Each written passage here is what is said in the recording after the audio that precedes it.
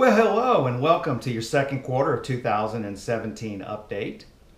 What happened over the last 6 months? Well, markets are up about 7 to 8% for the year, depending on what you look at. And of course, it sounds like, well, geez, man, everything's up 7 or 8%. That's not the case.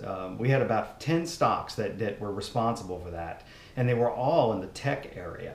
You know, Amazon, Netflix, Google, those kind of companies that have no earnings, they have no dividend, and there's no way to really value those companies, are really difficult to jump in and just buy. So it's really difficult, unless you're indexing, it's very difficult to say, hey, I have a compelling reason to buy those stocks.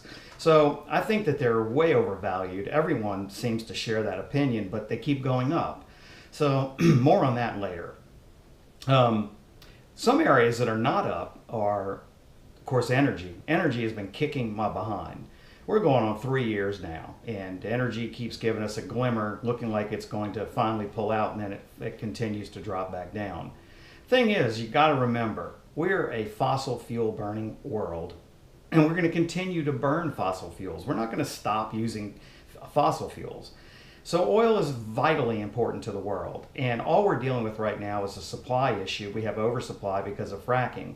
And then we got geopolitical pressures, whereas, you know, when one particular country would maybe slow their production down, somebody else increases it, tries to steal their business. So the lack of coordination is what's causing it. But I promise you, we've been here before many times, and it will change, and we will make a whole bunch of money there. So just hang tight. The other area is banking and finance. Hasn't really participated because interest rates have been so low. But the Federal Reserve is now raising interest rates, which is going to help. Now that brings us to another point of something that I'm looking at. It's very important to look at. That is the yield curve.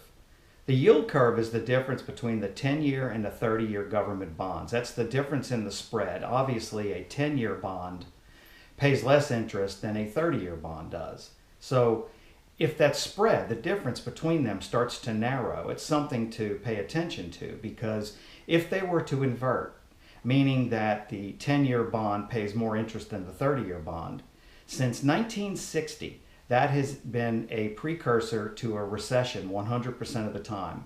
So to me, it's within 6 months, you're going to have a recession when that occurs. That's at least what I'm going to plan for.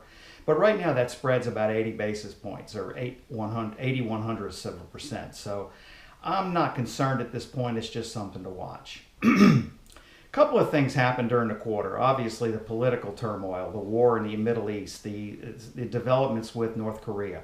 Those are all unsettling.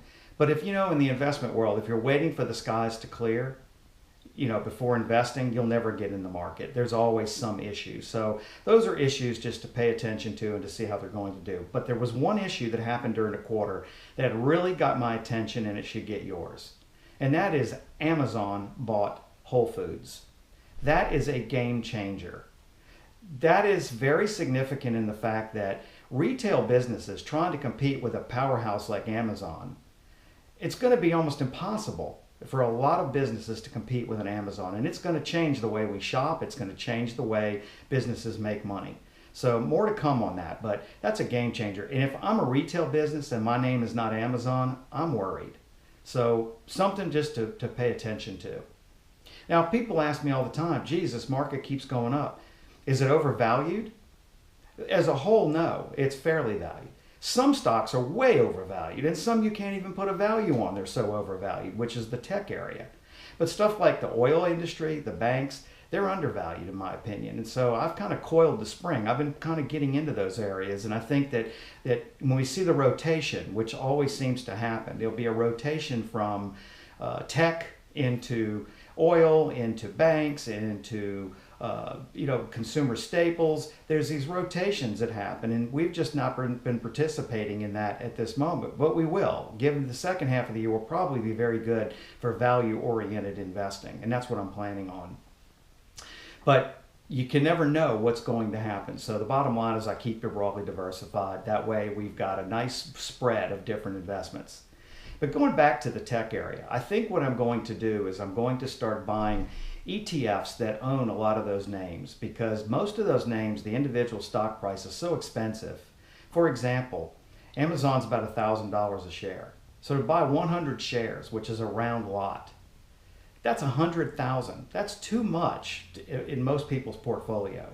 So I've got to find a way to own those particular companies where I can own them in a basket inexpensively, where it makes sense. I'm always trying to be as efficient as I can. So with that said, let's see how the next quarter comes about, and I'll be back to talk to you then, and hopefully we'll have a really good quarter.